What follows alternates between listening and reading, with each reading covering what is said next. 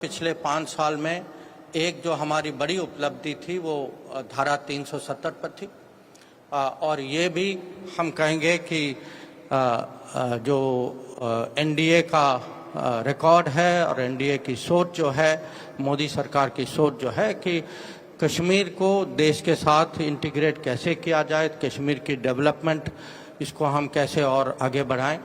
और कश्मीर और उल्टा आप देखते हैं कि 370 के साथ कौन चलाना चाहता था इसको, किसका हित था इस पे, तो ये भी देश के सामने बहुत क्लियर चॉइस।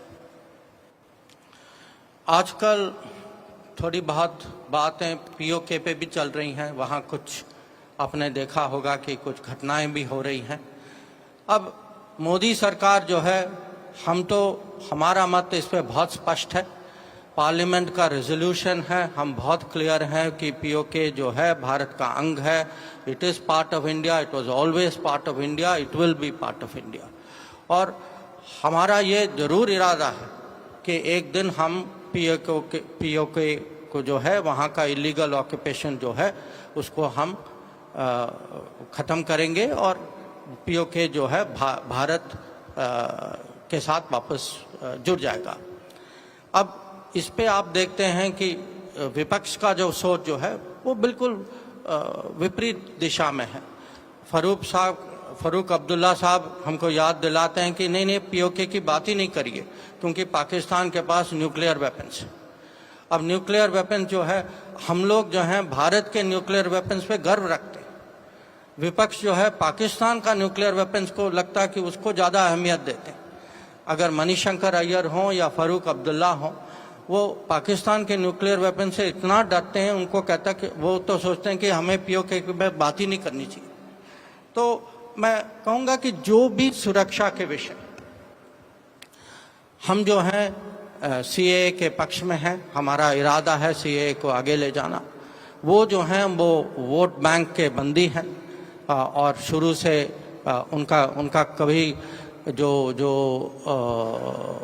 पड़ोसी देश से जो माइनॉरिटीज़ जिनको भारत आना पड़ा, उनके लिए उनकी कभी चिंता नहीं थी, उनके साथ जो अन्याय हुआ है उसके बारे में कभी सोच नहीं थी। तो मैं आपको बहुत सारे उदाहरण दे सकता हूं कि सरकार और विपक्ष के बीच में सुरक्षा के विषय में क्या फ़र्क है। अगर हम इकोनॉमी, टेक्नोलॉजी, डेवलपमेंट में बात करें, हम जो हैं मेक इन इंडिया के पक्ष में हैं।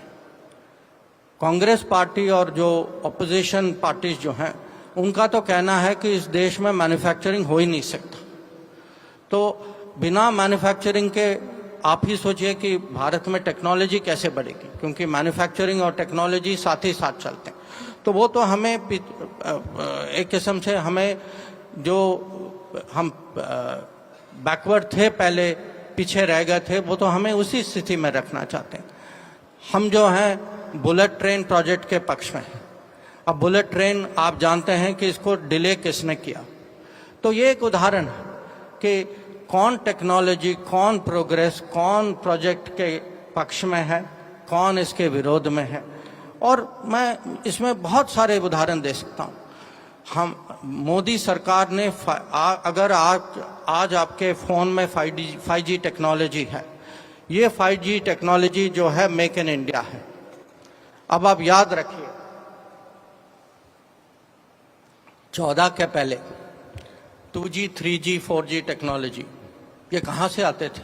ये मेक इन चाइना था, मेक इन यूरोप था। अगर उसमें कोई मेक इन इंडिया था 3G में, वो तो भ्रष्टाचारी में था।